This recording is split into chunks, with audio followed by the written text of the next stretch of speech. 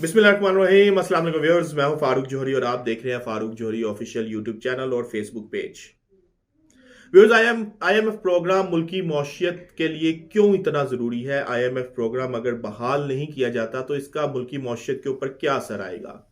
इसके साथ साथ हुकूमत ने भरा दावा कर दिया। हुकूमत ने कहा है कि महंगाई की शरह को काबू करने के लिए जो है वो शरह सूद में हमने 1% इजाफा कर दिया। इस हवाले से क्या इंसाइडर है और इस हवाले से क्या फैक्ट्स एंड फिगर्स हैं, इस हवाले से आज हम आपको अपने वीलॉग में बताने जा रहे हैं।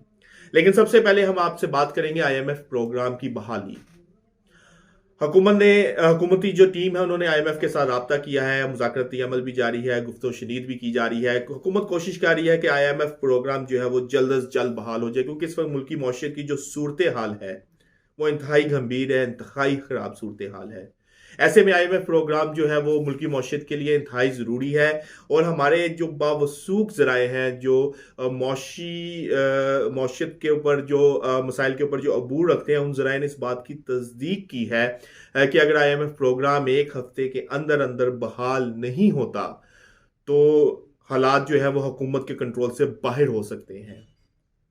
महंगाई जो कि ऑलरेडी ही मुल्क में 31% तक जा पहुंची है, 31% तक महंगाई जा पहुंची है। अगर आईएमएफ के प्रोग्राम की बहाली नहीं होती तो ये महंगाई जो है मजीद बढ़ जाने का इम्कान है। और ये कहाँ तक जाएगी इस हवाले से कुछ नहीं कहा जा सकता। लेकिन महंगाई जो है वो उसमें होशरुबा इजाफा होगा। और हमारे दूसरी जानिब ज़र मुबादला के ज़खायर जो हैं वो मुसलसल गिर रहे हैं। और अगर इन ज़र मुबादला के ज़खायर को हमने मेनटेन रखना है, कोई स्टेबल रखना है, तो इसके लिए भी आईएमएफ प्रोग्राम इस वक्त हमारे लिए, हमारी मुल्की मौशियत के लिए इंतहाई ज़रूरी है।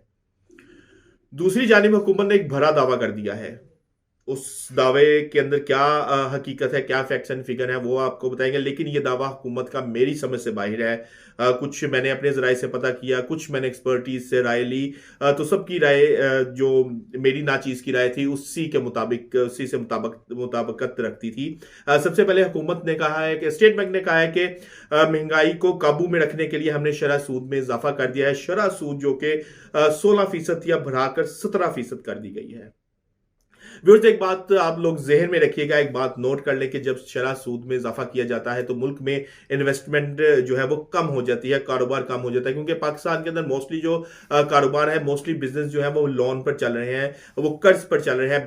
बैंकों से कर्ज लेकर जो है वो कारोबारी हजरात इन्वेस्टमेंट करते हैं और बैंकों से कर्ज लेकर जो है वो अपना कारोबार चला रहे हैं। जब बैंक जो है वो शरह सूद में इजाफा कर देंगे, मार्कअप रेट बढ़ा देंगे, तो इन्वेस्टमेंट कम हो जाएगी और कारोबारी हजरात जो है वो अपना पैसा जो है वो मार्केट से खींच लेते हैं और मार्केट में इन्वेस्टमेंट नहीं करते। तो ये तो एक डार्क साइड थी एक शरह सूद के बढ़ने से कि मुल्क में इन्वेस्टमेंट कम होगी। लेकिन जब मुल्क में इन्वेस्टमेंट कम होगी, कारोबार बंद होंगे, कारोबार कम होंगे, रोजगार के मौके कम हो जाएंगे, रोजगार जो है वो कम हो जाएगा। और बेरोजगारी जो कि ऑलरेडी 7% से तजावज कर चुकी है, और अब अगर यही सूरत हाल रही तो बेरोजगारी की शरह जो है वो 9% तक जाने का इम्कान है, जो कि इंतहाई हमारी मौशियत के लिए जो है वो खतरनाक साबित हो सकती है। इसके साथ साथ हुकूमत, अगर माजी में हम कुछ इशारियों, कुछ फिगर्स को देखें तो गुज़िश्ता हुकूमत में जो तहरीक इंसाफ की हुकूमत थी, शरह सूद को जो है वो 6% पर रखा गया था। 6% पर, उसके बाद शरह सूद को एकदम से 9% पर लेकर गए, फिर 15%, 16% और 17% पे आई। अब इन तमाम आप इशारियों को अगर यकजा कर लें तो आप देखेंगे शरह सूद जब 6% थी उस वक्त महंगाई की क्या शरह थी, 9 पर गई उस वक्त महंगाई की क्या शरह थी, और उसके बाद जब 15 पर गई, 16 पर गई, अब जब 17 पर जा रही है तो उस वक्त महंगाई की क्या शरह है। महंगाई की शरह हमने अपने वीलॉग के पहले हिस्से में आपको बताया है कि 31% तक जा पहुंची है। और अब जो सूरत हाल बन रही है आईएमएफ के प्रोग्राम की अगर बहाली नहीं होती तो ये महंगाई की शरह मजीद ऊपर जाएगी। और हुकूमती दावा जो है वो मेरी समझ से बिल्कुल बाहर है कि अगर वो शरह सूद में 1% उन्होंने इजाफा किया है तो इससे जो है वो महंगाई कंट्रोल में होगी। असल में महंगाई कंट्रोल तब तक नहीं होगी जब तक सप्लाई एंड चेन जो है वो बैलेंस नहीं होगी। हुकूमत अब तक अपनी सप्लाई और चेन को ही जो है वो मैनेज नहीं कर पाई, बैलेंस नहीं कर पाई। और तो हुकूमत इधर उधर से तो कोशिश कर रही है कि किसी तरह जो है वो महंगाई पर काबू पाए, लेकिन ये तमाम जो उनके कोशिशें हैं वो बेकार है और रायगा है, क्योंकि शरह सूद के बढ़ाने से कभी भी जो है महंगाई काबू में नहीं आएगी। हमने आपको बताया कि जब 9% महंगाई की शरह 13-14% पर थी, उसके बाद 15% पर गई, तो महंगाई की शरह 20+ यानी कि 20+ % पर चली गई। अब जब शरह सूद 17% कर दी गई है, तो महंगाई की शरह पाकिस्तान में 31% है। इसलिए कतई तौर पर यह हुकूमत का दावा बिल्कुल गलत है कि महंगाई जो है वो शरह सूद के बढ़ाने से जो है वो बढ़ जाएगी।